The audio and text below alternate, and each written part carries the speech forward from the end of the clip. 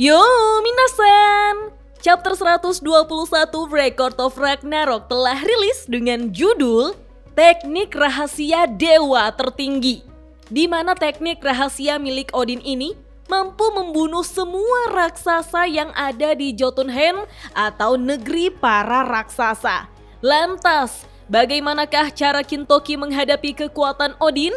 Sebelum saya lanjut, siapa tahu ada yang ingin berdonasi, silakan klik link Saweria yang ada di deskripsi ya. Tertulis pada panel awal, Arena menahan nafas menghadapi perkembangan yang tak terduga ini.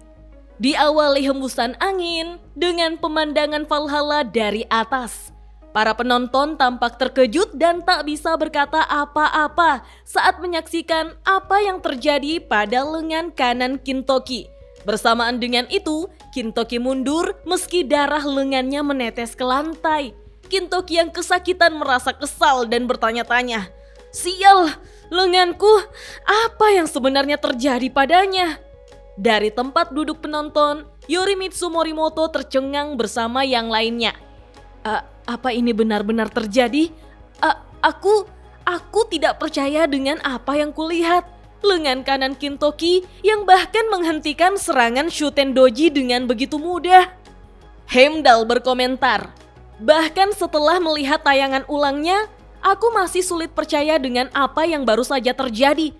Dewa Odin hanya berdiri di sana sambil bernyanyi, lalu Kintaro mendekat. Dia mengayunkan kapaknya siap menyerang. Tapi pada saat berikutnya, lengan kanannya terpelintir dan terlipat seperti pretzel. Apa ini kemampuan ilahi lain milik Dewa Odin? Sebenarnya apa yang telah dilepaskan oleh dewa tertinggi kita?" Pretzel ini jenis kue yang bentuknya bulat terpelintir di tengahnya dari Eropa ya minasan. Kita pun diperlihatkan para pendukung petarung umat manusia sebelumnya seperti pesumo pendukung Raiden yang bertanya-tanya, apa sebenarnya itu? Ada pula Hawa yang khawatir bertanya, kemampuan ilahi lagi? Terakhir, Einstein yang berteriak, itu benar-benar tidak ilmiah dan tidak masuk akal. Di ruang VIP, ada Ares yang gemetar sampai memegangi pundak Hermes berkata, apakah ini masih bisa disebut pertarungan? Di waktu yang sama, Aphrodite memeluk dirinya sendiri dan berkata, sudah lama ya sejak terakhir kali aku merinding seperti ini. Kemudian Shiva dengan hebohnya berkata, apa itu kekuatan lain dari lagu menyeramkan itu? Bajingan itu benar-benar bisa melakukan apa saja sesukanya. Lalu ada Jack yang bertanya pada Heluk, apa kau baik-baik saja? Heluk yang ketakutan menjawab, sejak Dewa Odin mulai menyanyikan lagu itu, aku tidak bisa berhenti gemetar, aneh sekali. Dengan tenang, Jack berkomentar bahwa itu sangat wajar karena suara nyanyiannya seindah melodi para dewa. Namun pada saat yang sama, menjijikan dan mengerikan seperti jeritan dari neraka itu sendiri. Di lokasi yang berbeda, Brunhild yang menonton pertarungan itu bersama Zeus lantas tercengang. Brunhild berkata dalam hati, jadi inikah kekuatan sejati dewa tertinggi dari Pantheon Nordik, Dewa Odin? Hugin menyindir Brunhild. Astaga, ada apa Brunhild? Apa kau begitu terkejut sampai kehilangan suara? Munin juga ikut tertawa.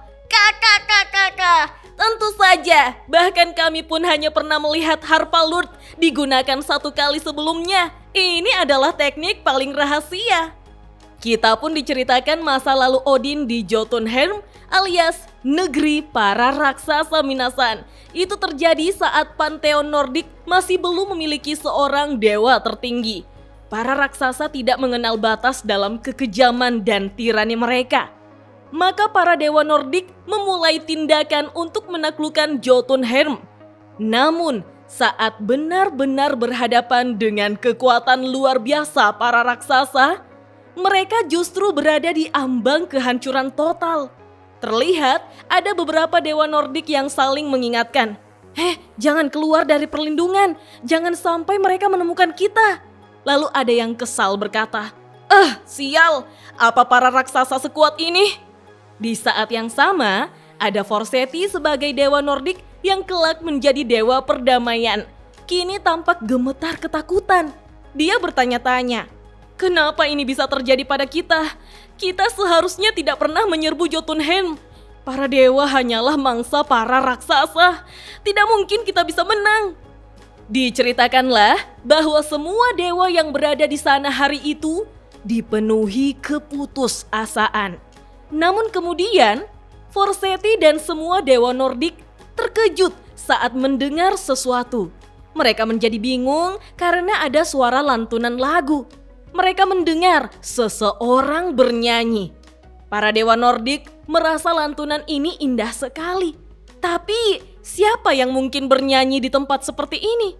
Tiba-tiba suara ledakan terjadi mengagetkan mereka. Ternyata suara ledakan itu berasal dari kepala beberapa raksasa yang meledak secara bersamaan Minasan. Darah menyembur kemana-mana. Menyaksikan itu, Forseti sampai terbelalak dan bereaksi heboh mempertanyakan, Apa yang sedang terjadi di sini?" Mereka melihat sendiri bagaimana lantunan lagu itu berasal dari Dewa Odin yang berdiri sendirian melawan sejumlah raksasa.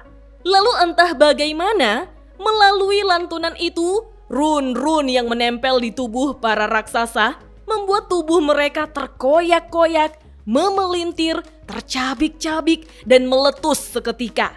Semua raksasa yang ada berhasil dikalahkan oleh Odin saja Minasan.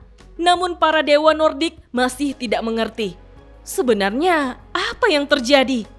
Odin yang saat itu perawakannya masih muda, terdiam sejenak lalu berkata, "Tidak ada, hanya saja semuanya akan mematuhiku." Mendengar itu, para dewa Nordik hanya bisa mematung, menyaksikan bagaimana mayat para raksasa sudah hancur tak berbentuk. Sedangkan Hugin dan Munin gemetar ketakutan.